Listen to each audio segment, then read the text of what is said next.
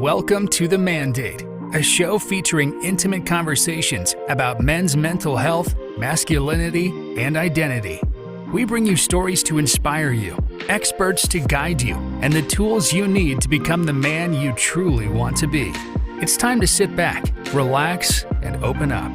Live from the Mandate Studio in Austin, Texas, here's your host, Adam Hoffman.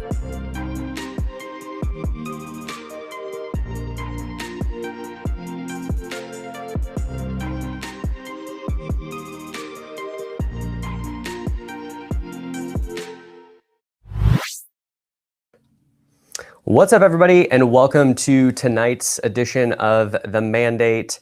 I'm your host, Adam Hoffman, and tonight I'm joined by my friend Sam. He is a former corporate warrior turned social entrepreneur who was inspired by a family story of sacrifice, legacy, purpose. And so he left the corporate world on a quest to redefine the definition of growth. And you're going to hear more about that story today. So he went on to start Ikigai Lab, where he unlocks breakthroughs for organizations, teams, and individuals to increase engagement, maximize strengths, and improve well-being. With that, thanks for joining me, Sam. Good to see you. Absolutely. Adam, great to see you too. Thanks for having me. Yeah, man. Well, how are you? I'm doing well. You know, it's kind of strange saying I'm doing well in the world that we're living in right now, but count my blessings and excited to be here with you. I hear you. What does well look like for you these days? It's fluid, man. It's very fluid. As the father of 3 young children, got a working spouse, virtual school, entrepreneurship, elderly mother-in-law living with us. There's well as in the moment, fully in the moment. There's a phrase that I started to latch on to recently. We can explore this a little bit more if you'd like. It's called Ikigai. And it is like being present in the moment, because every moment is just, it's that moment and then it's gone forever. So it kind of anchors you in the present time and being more grateful for the experiences, in particular the experiences with another person. So I love that. And say that phrase one more time. Ichigo, Ichigai, Ichi-A. Yeah. And what helps you stay in the present moment the most these days? Probably that right there, breathing. For me personally, I think it's perspective. You know, kind of finding those moments, just ground yourself. A lot of the work that I focus on, a lot of my kind of process has been values based. So right here next to this computer, I've got my 3 core values.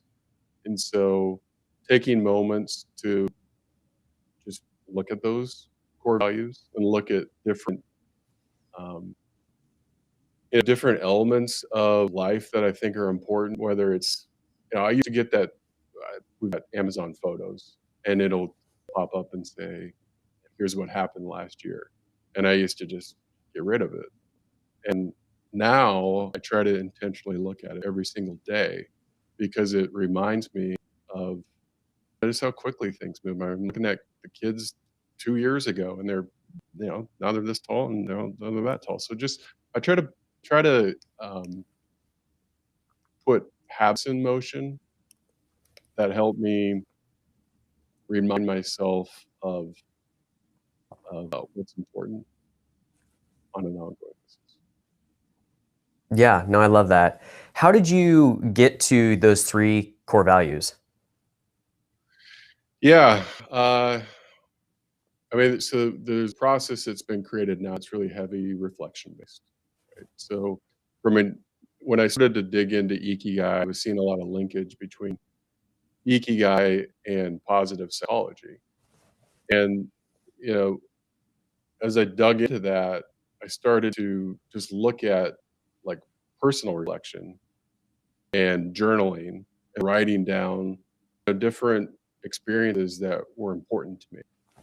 And so through that experience and just a lot of testing with a lot of willing participants, walking them through, like asking questions, just simple questions, like have an experience in your life that's meaningful, and making space so that you have time to unpack. So the process initially is like, take this universe of values and let's whittle that universe down to your top 10.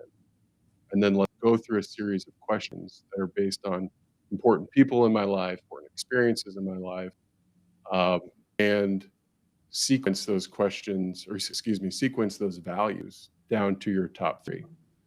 And so it's very subjective, right? It's a subjective based process, but I think the beauty of it is that it allows for kind of a uniform, unilateral, internal understanding of self, and it cut across a lot of the more typical criteria that we use in defining another human being. So if you and I both say, hey, creativity is a core value of ours, but on every other dimension that oftentimes people are sorting and filtering the criteria by, whether that's religion, politics, gender, just all this stuff. If you and I can rally around that particular value, then I think that starts to forge better relationships, better conversations, stronger connection, etc. Yeah, I love that. Well, we've got a lot to dig into tonight, but I always like to start off and hear a little bit more about people's kind of personal experience with their mental health, emotional well-being. What does that look like for you over the years? How have you been able to find yourself being able to today show up and say, things are going well? Yeah. It's a lot of hard work, and I think that work's never done, right? So, I mean, for me, kind of the story is I was in corporate, working corporate in asset management, financial services for about 2 decades. The last 9 years was spent leading a management consulting group that would coach financial advisors. We coached about 1,000 financial advisors per year. We were going to market with a lot of growth, like a lot of growth programs, a lot of focus on growth, but that definition of growth was always anchored on financial growth. It was always about grow the portfolio, grow the bottom line of the business. And it was very rarely about professional growth, and next, no conversation about personal growth. And so observing that in the industry over and over and over, I was just like, man, growth needs to be expanded. And then eventually it hit home like, hey, I'm the things that I'm complaining about, I'm living that as well. Like my pattern of decision making, my prioritization is based on financial growth, a little bit of professional, next to nothing on personal. And so that was a pretty big awakening for me. Eventually led to my entrepreneurial leap. That entrepreneurial leap, I mean, we can dig into this if you like. That entrepreneurial leap, part 1 was not successful. It was very challenging, very difficult. Really had to, like strip away my ego and come to terms with a lot. Well, let's talk about that. What did that look like? What does strip away your ego mean? I mean, just little things like I remember the very first time that I traveled without airline status, and it was a humbling moment. Humbling moment. Just little things like that were everywhere. They call the platinum, gold, all that stuff, and I'm just sitting here waiting for them to call class whatever it was, and going in with everybody else. So it's just like little things like that used to be such a huge priority, right? Or just a priority that wasn't worth the weight and the gravity that I was placing on it. But still, it was like, man, this kind of sucks. I'm going to sit in the middle seat in row 27. Little things like that, I think, helped start to strip away ego. I mean, when I initially left corporate, I took 6 months off, and my goal in that 6-month time frame was to learn again. I mean, I call it second adolescence, right? I was like, live in Seattle. It was to leverage this incredible community in Seattle to learn. So I was teaching financial advisors discovery techniques in in my corporate gig. And so I was like, how can I leverage those discovery techniques to ask leaders of these organizations at Amazon and Costco and Nordstrom and Starbucks and et cetera, like, what do you do for this organization? How does it lead toward innovation? And so I did it for 6 months, and I really I call Seattle, like Seattle was a school. I went back to school, but it was the school of Seattle. And so I did it for 6 months, learned as much as I could, took that information, found concepts like emotional intelligence, design thinking, mindfulness, meditation, and thought, well, this is it. This is the solution. I'm hearing this from the leaders at the most innovative companies in the world, organization in the world. And so I'm going to go back to that old industry, and I'm going to help that old industry get better. I started knocking on doors, talking about mindfulness and emotional intelligence to an audience, largely male, largely, boomer, late 50s, early 60s, at high levels of wealth, and kind of the formula there, that plus that plus that plus that really equals a low appetite for change. Knocking on the door and saying, hey, you should consider emotional intelligence. It was tough. It was a tough sell. And what was what were some of the reactions that you get when you bring emotional intelligence up and mindfulness at Amazon or what have you? Well, sorry. No, I was hearing that. I was learning from them, and then I was taking it. Oh, I see what you're saying. Services industry. So I was hearing from, these leaders at these organizations. This is what we're doing to enhance the productivity and the engagement, the culture within our organization. This is what we're doing. And so I thought, okay, I can learn from, and I'm getting all these different touch points from all these different leaders at these different organizations that are innovative and leading. Now I can take that and go back to this industry and help improve and get better. Got it. Yeah. So then when you take it to the industry that isn't doing it, what are those reactions? You get a slow no, a lot of slow no's, a lot of like, that makes a lot of sense. But then in terms of like actually trying to, and this is 4 years ago, right? So this isn't a pre-pandemic. I think the industry, I think the society at large has shifted pretty significantly. But a lot of slow no's, a lot of makes a lot of sense, yeah. But I'm not sure the engagement is going to be there.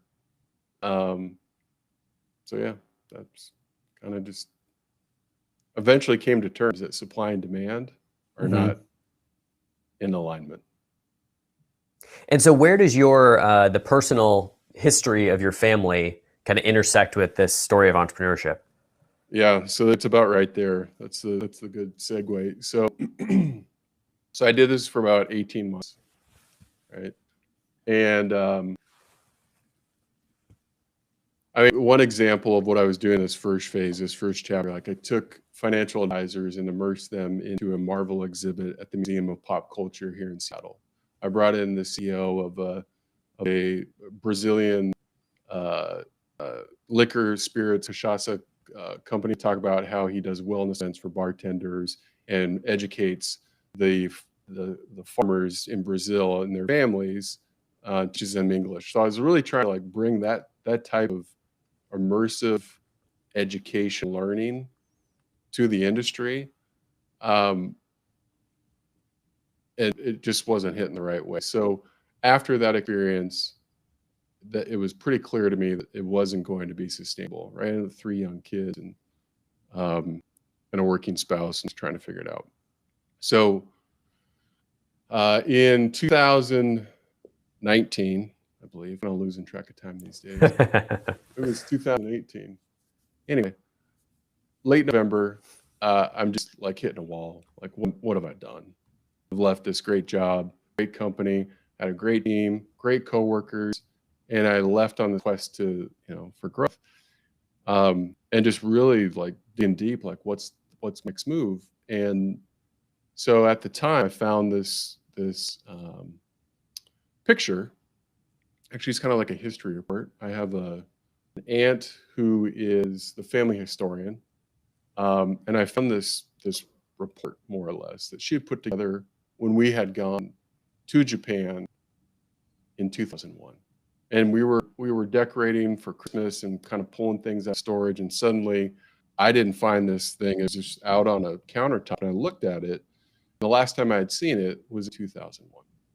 So as I start, reading it and look at these pictures, I realize this family story. And I was aware of this family story. I had visited Japan in 2001, was very familiar with the story, but it was just the timing was impeccable. And it helped me understand that sometimes there are, without getting overly woo-woo, there are forces that are out there that are looking out for you. Okay. So I find this picture. So here's the story. In Fukuoka, Japan, there is a Shinto shrine that has records that go back about 1,200 years. It's about 1,200-year-old shrine. And my great-grandfather was the next in line to be the head priest of this Shinto shrine. In the early 1900s, the shrine, the community that was, depending on the shrine, was kind of under financial strain. So as the eldest son, they put him on a boat, said, "Go to America. We need you to save it." And he eventually gets married to my great-grandmother, and the two of them are just trying to make it happen, right? And they're doing everything that they can to make it happen. And you fast forward a couple clicks, and they are in a suburb of Salt Lake City. They just had their third child. And what they realized quickly is that the demands of a family and running a business, they were running a dry cleaning business, it's just too much. And so they make a really difficult decision that they're going to take the three kids back to Japan to stay with family so that the two of them could focus on business in order to save the day. So I find this story and I find this picture of the five of them where they ported here in Seattle right before they were ready to depart. And it was one of the last times that the five of them were ever together, ever again. And so, I see this picture and I realize that this picture is 100 years old, almost today. And it was taken in Seattle. And so I'm looking out at these, these waters in the Puget Sound, thinking 100 years ago. So at the time I was 41. So it's 41% of, my life. So suddenly, like, the black and white pictures seemed very close. Before it seemed very far. Now it seems really close. And they jumped into those waters right there with three kids and did that because they were trying to preserve the legacy of the shrine and the community and everything that depended on it. Where things really got, kind of unique and spiritual, if you will. The ages of those three kids were the same ages as my three kids when I left. Wow. And so I'm looking at pictures of these three kids and I'm looking at my three kids and I'm just thinking, how did they do that? How did they make that decision? And then you fast forward roughly 20 years and they had made their way into small town Nebraska, Lawrence, Nebraska, where I grew up. And Shigeo, my great-grandmother, passes away. And at the time, this is 20 years later, at the time, now, Taka, my great-grandmother, she has 2 kids in Japan. She has 4 kids in America. She just lost her husband. She's a widow. And roughly 18 months later, the Japanese bombed Pearl Harbor. So she's got the legacy of the shrine depending on her. She has family over there. She has family here. She's trying to save this ancient shrine. And she has a son in Japan that gets drafted into the Japanese army. She has a son in America, who's my grandfather, that I'm named after, who enlists in the American Army and joins the 442 Battalion, one of the most highly decorated units in U.S. military history, all Japanese American men. Japanese Americans, there may have been some women involved as well. And she perseveres. She loses that son in Japan. My grandfather comes back a war hero, and that shrine exists today. So in 2001, that we went to visit that shrine. I have a distant cousin who is the 49th consecutive generational head priest. His son Kotohide Ushio will be the 5th consecutive generational head priest. And so I find this story and something that just clears the air, like this idea of what am I doing? And oh my gosh, I can't believe I made this decision to leave corporate and leave the security of a paycheck. Suddenly that just seems so minuscule compared to the real sacrifices and decisions that they had to make. And so right around then I'd started to learn and dig into this Japanese philosophy called Ikigai, coincidentally sparked by Aunt Julie, who retired early because of her reason for being. And it helped me. It cleared the air, and then I really started to understand that I've got experience, I've got talent in instructional design and change management. And how can I leverage that experience instead of helping, um, you know, professionals within an industry maximize growth within their P&L? How can I leverage that experience to help people do purpose-driven change management? So what that turned into was about 25 days of flow state where I made the decision, like, all right, this is it. I'm pulling the plug on the old thing and starting this new thing. I'm going to hang a shingle saying I'm doing this Japanese philosophy called Ikigai. And had you heard of Ikigai at all before you discover the family story? Like, was it familiar to you at all?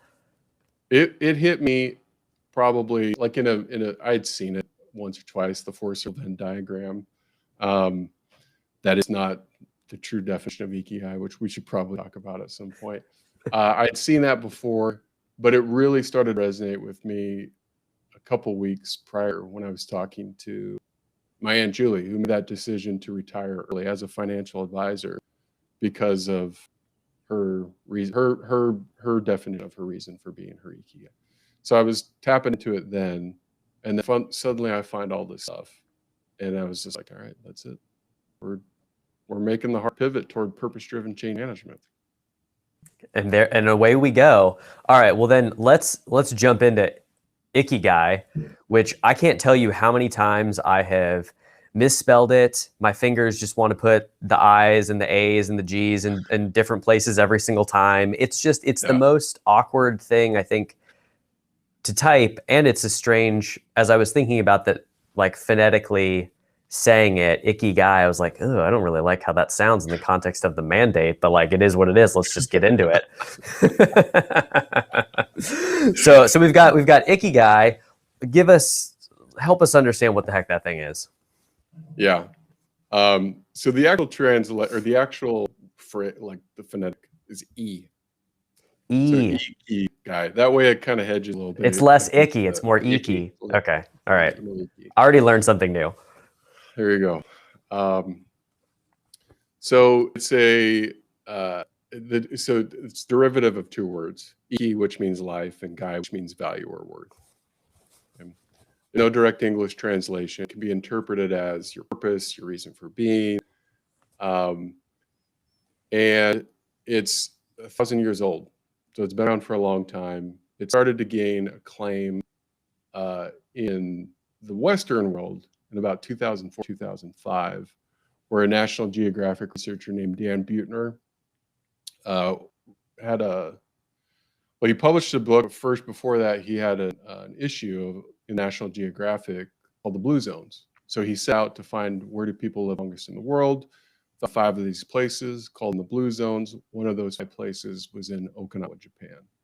And he uncovered there this ethos, this philosophy of Ikigai that that he kind of revealed to the Western audience. From a Japanese perspective, I think it had gained acclaim probably in the 60s. There was a couple of like psychiatrists, psychologists that were doing research, but since then it has been identified as a connects to longevity, happiness, etc. So earlier you mentioned the four circles, which are kind of correct, but maybe not the whole picture. Can you talk us through what those four circles are? And I should have popped a graphic up, but I totally spaced on it. Yeah. I just had a 4-year-old that wanted to make a cameo. So, 4-year-olds are welcome too. We can interview them. She jumped. Four-circle Venn diagram. So the problem with this is that your reason for being, so the four circles are, what does the world need? What do you love to do? What can you get paid to? And I forgot the fourth circle. I should know this right off the top. But the problem is, what can you get paid to do, right? So it associates our purpose or our reason for being with our job, right? That's not always the case. And so when Buettner was conducting this research, and Buettner found these, centurions, in some cases super centurions in Okinawa, and they're talking about their Ikigai, they weren't talking about what they are doing now to make money. They definitely weren't talking about what they did 30, 40 years ago in the 9 to 5. Thank you. I just got a breaking news. Breaking news coming in from the household. Breaking news coming from the pre-K. Are those are those the four circles? Did she draw it for us? Is that the diagram right there? Oh man, that would have been timely. That would have been. We'll work on that. I need to get her on the show payroll. That's right. That's right. That was intentional, so that we can write off some pre expenses now. That's right. There we go. It's all part of running the show, man. That's right.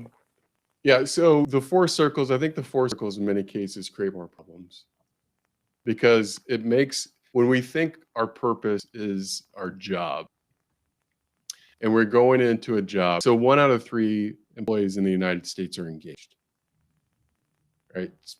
76% of employees in the United States are experiencing burnout. And these numbers are coming pre-COVID, right? So that's probably shit.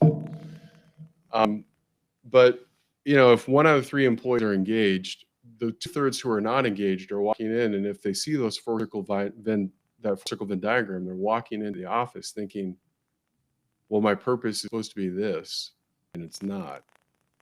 That can create some challenges, right? That can create some very serious problems. And so it kind of leads people on this quest for something. So I think that presents challenges. And so the way that I think about Ikigai, or your reason for being, so there's 2 phrases that I lean on pretty heavily. There's jinsei and there's seikatsu. So jinsei means lifetime. So if you and I were walking in the streets of Austin, we stopped a random stranger and just said, hey, what's your purpose? Most likely that person's mind is going to drift toward jinsei. Like, what am I on this planet to do? Which starts to lead toward existential crisisville. Yep. And seikatsu is more daily life, right? Daily life. So when you start to filter your purpose or your reason for being through the daily life, it gives you more agency and control to essentially align your actions and priorities. So if I can think about what am I doing today to be more intentional, and if I live that day aligning my actions with my priorities, I'm living my Ikigai. And if I have a week of those days and a month of those weeks and a lifetime of those months, that's it.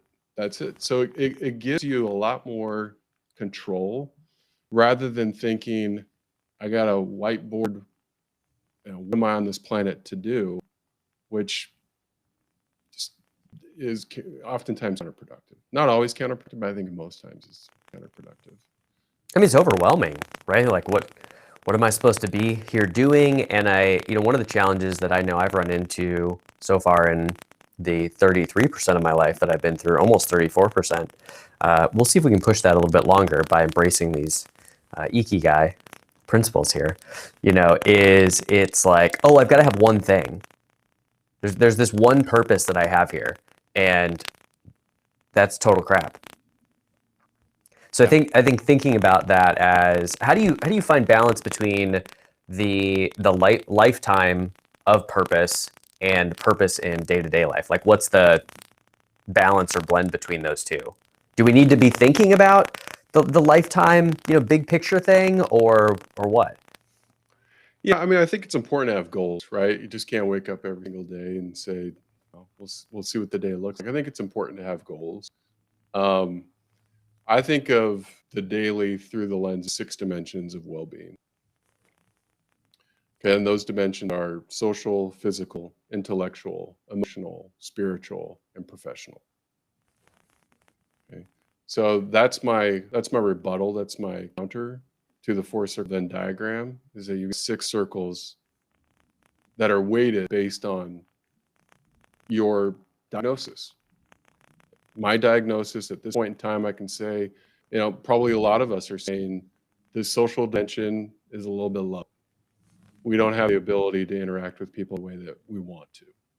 And so how can I be more intentional about that, increasing that social dimension of well-being? It's through conversations like this. It's not the same sitting down with you, grabbing a cup of coffee and having that conversation in the physical sense, but we can get pretty close. So I think of it that way, that if you look at these dimensions of well-being, and those dimensions of well-being are basically your roadmap on what to do, how to do it. On top of that sits some type of, we'll just call it strategic planning, right? So if I run that on an annual basis, if I run that on a monthly basis, if I run just having these habits that are built in where I can diagnose and just say, where am I at, where do I want to be, if I could be more intentional about this. And then what I look at there is, that basically lays out the roadmap for my intentionality. So we had the owner of the place that we rent here in Austin had an appraiser come out today. And so there's this guy walking around taking pictures.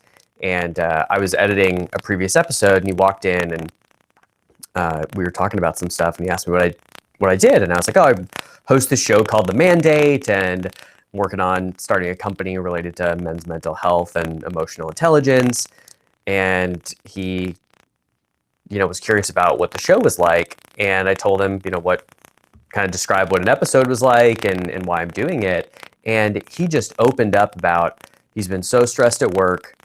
He realized he started taking it out on his wife and on his kids, and he doesn't know how to deal with it. And he doesn't know where to go and who to talk to. And I was like, man, like this is the guy that we were here for. And so let's call him Steven.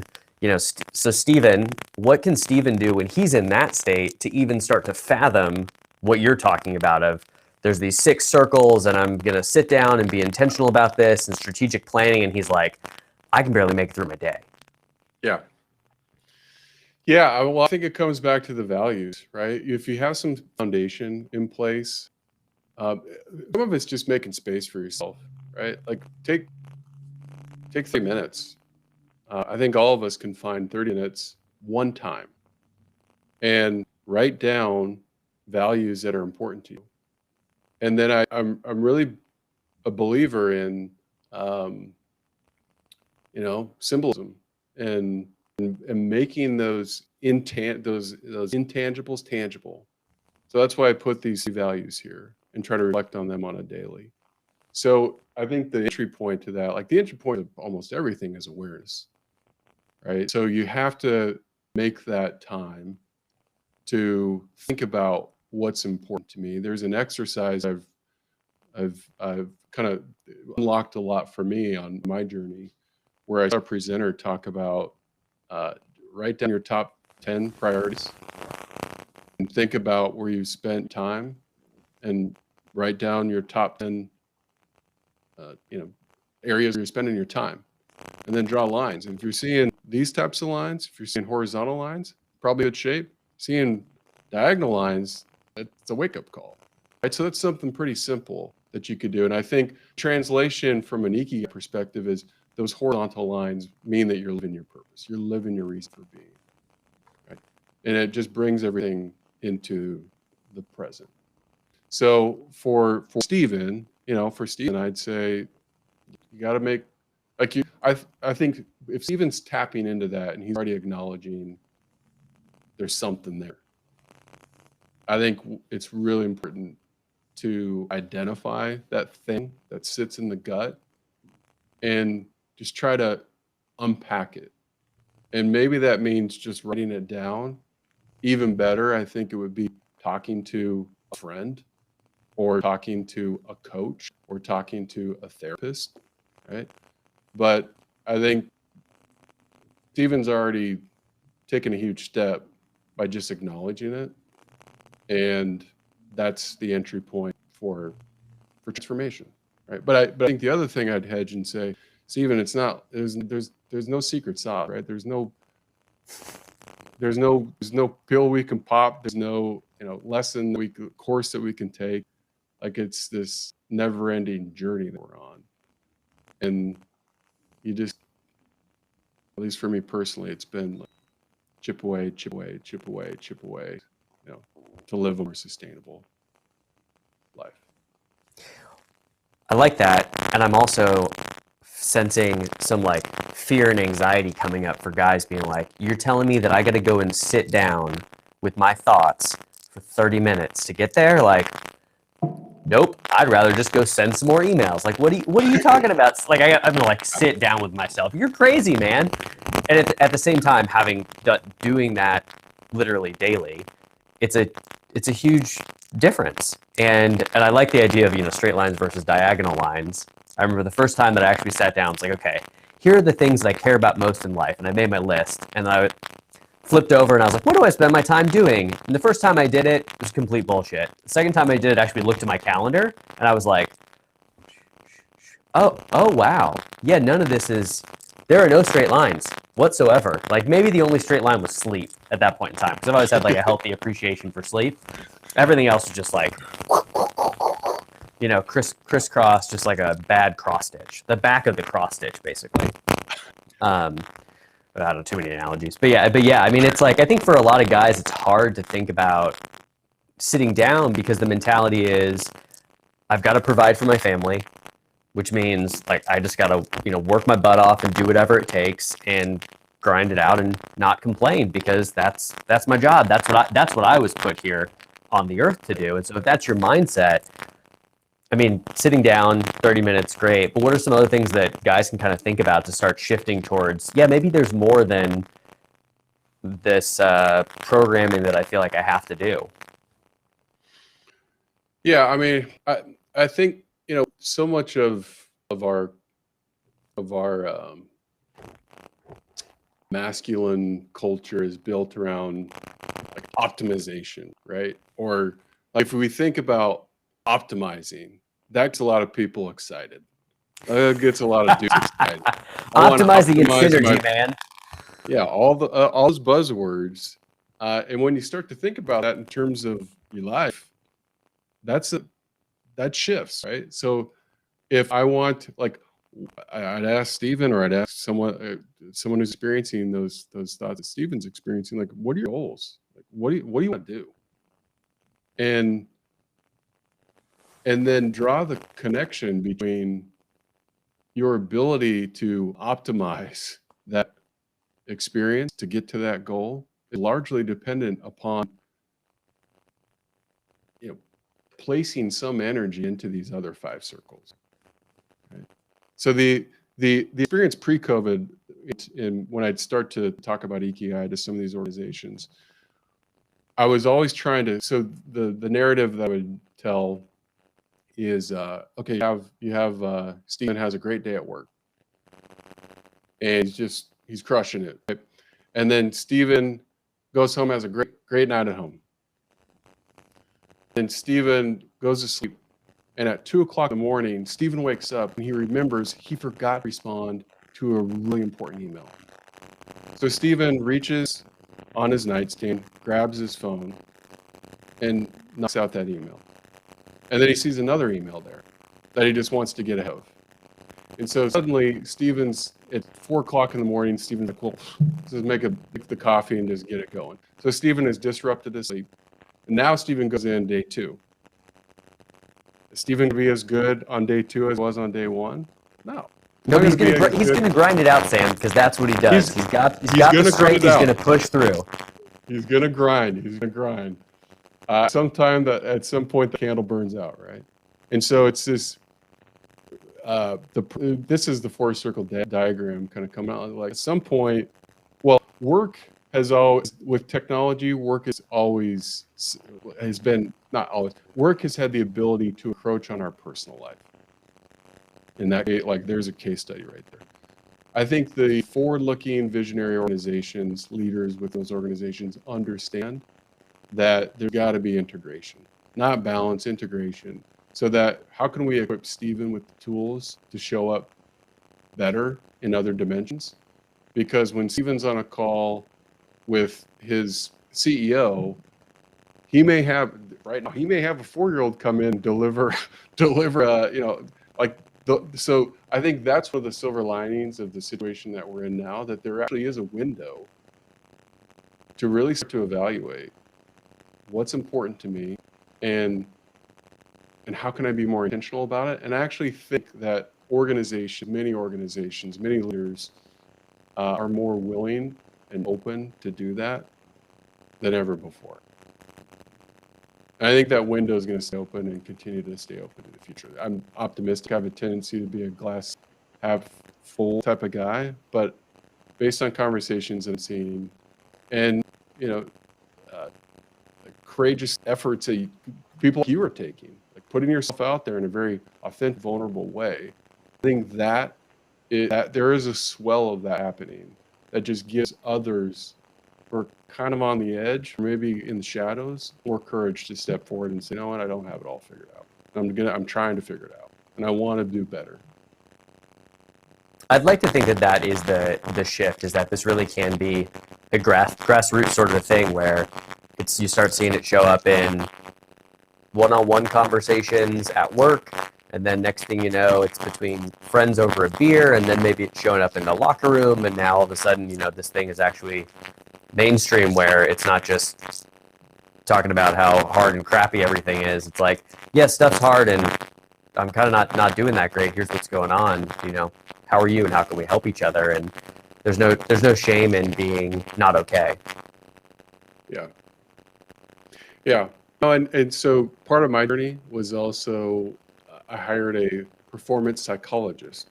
Now, a performance psychologist is a fancy in many of our meetings with the performance psychologist. Many of those meetings, Dr. Liz was more of a therapist than she was a performance psychologist, right? So those types of facilities, those types of services, those are out there, and those are definitely out there right now in this type of environment. So I think a lot of it's perspective, that if you want to approach it as I'm trying to optimize my performance, then do it. Then approach it that way. There's that little hiccup, the ego thing, right? There's a little hiccup right there. If you can step over that hiccup and just say, I'm trying to optimize my performance, I think that's a gateway to start to get into a lot of these kind of deeper, more meaningful conversations that lead toward more authenticity and vulnerability. I like that. I've been thinking about how we need to kind of have a little bit of a Trojan horse type approach to getting mental and emotional well-being more widespread. But I just got this like really funny visual of almost like giving your ego like a little lollipop, like, hey, here you go. Here's the optimization lollipop. And they're like, oh my God, this is great. But it's like filled with vitamins. And they would never know. So your ego's like super happy. You're like cleared to go and take on this new work. All of a sudden you're like, this is great. And your ego's like, yes, I love it. Yeah. Yeah, that's good. That's good. I can appreciate that as a father of 3 children. Oh yeah, there you go.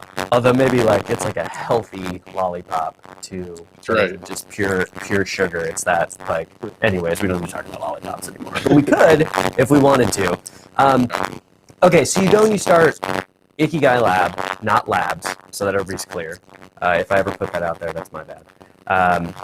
you start this company and you're just fully committed to it. Now here you are, let's call it 2 years later. What do things look like? Yeah, so now what we're focused on in Q2, we'll launch a platform, an organizational platform that focuses on strengths-based coaching. So we got Gallup certified strengths coaches that kind of tap into positive psychology. We got a mindset toolkit, helps subjective, reflective, values-based, and then also we match that up with data-driven research that helps people identify their top 5 strengths from the Gallup organization. And then number 3 is we're curating a group of well-being experts across these 6 dimensions of well-being. And so we go into organizations, currently going into organizations that's not tech-enabled. So in Q2, we'll launch a tech-enabled platform that essentially delivers a virtual water cooler that people can rally around, a third place, because we're introducing kind of professional and personal engagements in this. All with the frame of connecting purpose to potential. So if we can integrate total well-being into workplace performance, back to the earlier point, we can optimize, whatever buzzy term you want to use, like professionally, we're going to be better. Personally, we're going to be better. It's a win-win. Yeah. And so I know that you've recently, or maybe you're about to launch the community side of Ikigai Lab. What does that look like? Yeah, so we have a free community, community.ikigailab.co, where people can come in. We've got the 6 dimensions in there. We do engagements within the free community. We try to establish ongoing communication and engagement between members. The free community was launched about 3 months ago. So we're kind of figuring things out, what that would look like. But we're really optimistic about just the level of engagement that some people have in trying to connect with others on this social dimension of well-being. So for example, we launched a virtual friends trip. Okay? So kind of embedded within the Ikigai curriculum is this concept called Moai. And Moai is families with shared values. This comes from Okinawa. Families with shared values would come together, and when their children were born, it's implicit within the culture that these children would be together throughout the course of life, provide emotional, spiritual, financial support. It leads toward longevity because you've always got a friend. Right? And so we embed those types of concepts like Moai into what we're doing within the free community. The virtual friends trip was, let's work through the 6 dimensions. You can't go to a beach in Mexico. You can't go wine tasting up here in the Seattle area. But we can connect with each other because that's what we're seeking right now. And what if we connect with each other and help each other improve within each one of these dimensions of well-being? So we do stuff like that within the community that we launch on an occasional basis. Got it. And right now, it's totally free. Anybody can join it. Come and hang out. Yep. Try out these things. Yeah. Very Yeah. cool. I mean, the way that we're looking at it is like it's a LinkedIn of well-being. Right? Oh, There's there a you digital go. page. There's a LinkedIn of well-being, and you can drop in at community.ikigailab.co. Right on. I'll flash that up there one more time. So the last thing that I want to touch on tonight is earlier you mentioned something about a second or a midlife adolescence, and I just bookmarked that as what the heck is that? I'm very curious about it. Yeah. So there's research. So I do a podcast also. I should mention the podcast. And I was fortunate to interview an author named Jonathan Rauch. So Jonathan he's a contributing editor at The Atlantic. He's a senior fellow at the Brookings Institution. And he wrote a book called The Happiness Curve. And so I found this book while I was running a program called a midlife our purpose speakeasy for midlife professionals, because no one wants to come out and say I'm having a crisis, but people kind of come in under the cloak. And so we ran this program, and I found this book while we were running the program, and it's a fascinating book. It's fascinating research that comes out of the field of economics. It's not psychology or sociology. It actually comes from economics, where they look at something called Cantrell's ladder, which measures life satisfaction. It's a longitudinal study where they're looking at, like, how do people rank their life satisfaction over long periods of time. What they find is that almost everywhere in the world, including in primates, life satisfaction dips around the midpoint of life. And so you look at that, and what that told me, and I think the message that I would take to someone who's in that space is, you're not alone, but it's not always a crisis, right? It's just kind of like you're at a stage where you're trying to figure out, like, it's kind of the Jinsei existential crisis purpose kind of concept. Like, I'm at the midpoint of life, I'm at halftime. What am I trying to do? I've got, like, I want to give more, but that also requires taking myself out of the comfort zone. And if right outside of the comfort zone is the panic zone, then I'm never going to leave. So it's like, how do you insert this middle zone, this learning zone between comfort and panic, so that if I do take a step out, I'm going to be safe, I'm going to be okay. So this second adolescence, I mean, for me, the second adolescence was this, like, some people collect baseball cards, some people collect porcelain figurines. I collect domain names, and I look at these domain names that I've collected over the years, and it's a good insight into what my perspective was at that point in life. Schoolofseattle.com, Seattleology.com, or I don't know. I was coming up with crazy stuff, but my perspective there was like, I'm 40. I mean, I left corporate 6 months after I turned 40 years old. And I joked when I left, saying, maybe it's midlife crisis. After talking to Jonathan, after doing some more research into this, I've realized, like, I don't even like saying the midlife crisis thing, but there's a case being made by really intelligent, strategic thinkers out there that there is a case for a second adolescence.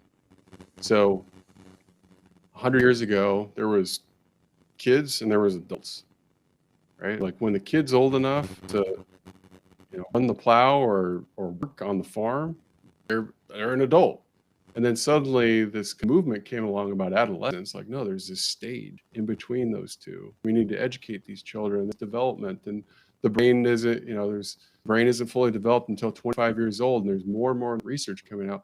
Well, you look at the life satisfaction research, and if there's a dip, then there's a strong case to be made for, this, is there a second adolescence, and that, what does that look like, and how do we provide the services and the support in the community to dispel the myth of the midlife crisis and bring people together under a banner of strengthening the journey, right? So for me, a really influential book was or is The Second Mountain by David Brooks. And what kind of the synopsis of this book is, Mountain One is about achievement, right? It's about job, home, partner, checking all those boxes. Excuse me, checking all those boxes that society tells us is important.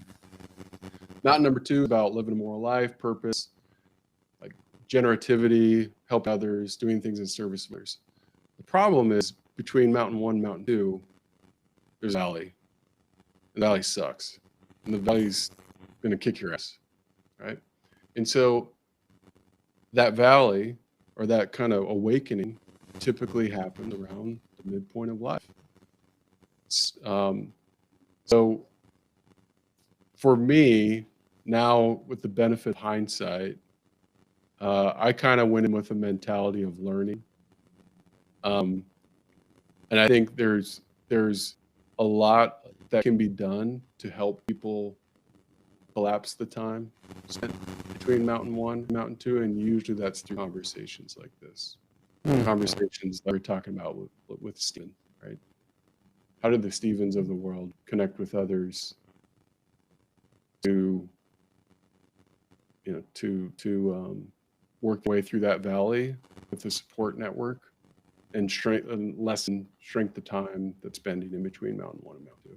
And it doesn't mean they have to Control-Delete and leave their 9 to 5 like I did. I think the takeaway that I had from that conversation with Jonathan was it's about integration, right? Agile, MVP, lean. Do that with life.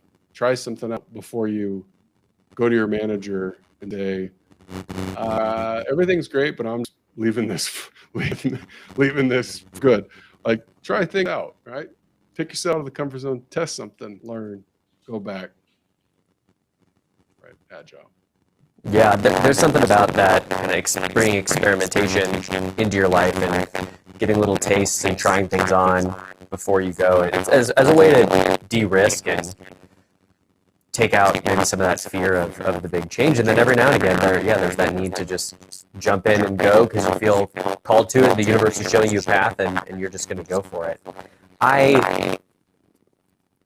I'll caveat this with saying I haven't looked into it extensively, but also feels like it reminds me of kind of like the idea of like 7-year cycles and how we kind of go through these 7-ish year periods of time in our life where we grow and develop and kind of are different people from section to section. And is that at all related to this sort of research? Yeah, well, I don't know if it's related to the research, but it's it resonates. So a very important mentor of mine, that's probably another part of this, is like intergenerational mentorship has been instrumental for me personally. And I have a mentor who is in his 70s. We just kind of coincidentally, randomly met. He's an incredible human being. And I learned a lot from him. One of the things that I've learned from him is the 7-year cycle.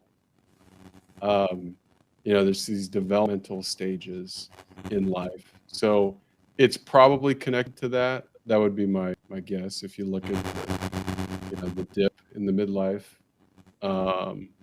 it probably starts to hit around 35, late 42. And then you start to come out of it in the later stages. That's another really important thing. I think that message needs to be, shouted from the rooftop that, we have this depiction of this, get off my lawn miser that's sitting, in the lazy boy and just grumpy all the time. And what the research is telling us is that, no, that's not the case. Like, especially as we have, advancements in medicine and we have, a longer lifespan, and we have technology like this that can connect people in a much different way, and that will continue to transform into the future. The future is bright, right? For each one of us, future is bright. And if satisfaction right now seems like it's off, so if you're at the trough of that life satisfaction, the good news is the research tells us, now this is research, this is like data, big data, but for most people, things start to shift. They really start to shift in a very meaningful way. So I think for anyone that's out there that's kind of like life satisfaction is at a 3. And I don't think it's ever going to get off that 3. It's going to get better because just things start to shift. And I encourage that person to talk to more people, and they'll find that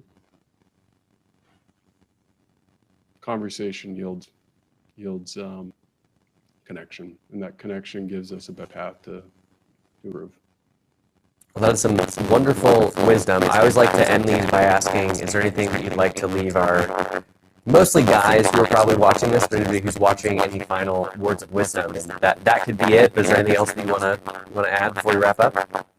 That's probably the good one to end on. I go back to the seikatsu, right? Daily life. identify your priorities, identify the actions that you're taking, and then just think about the values. I mean, right now, every single participant, every listener could write down the values that are important to them. They could do that in 2 minutes. And then tomorrow, when you're drinking your coffee or your tea or however you start your day, look at those 3 values. At the end of the night, look at those 3 values. Did I live in accordance with those 3 values? And that's something pretty simple that can become habitual, that can really start to lead toward incremental change. I love that. All right, man. Well, thank you for coming on this mandate here with me tonight. I was really looking forward to this one, and always learn something from you in every single one of our conversations. So thanks so much for being here.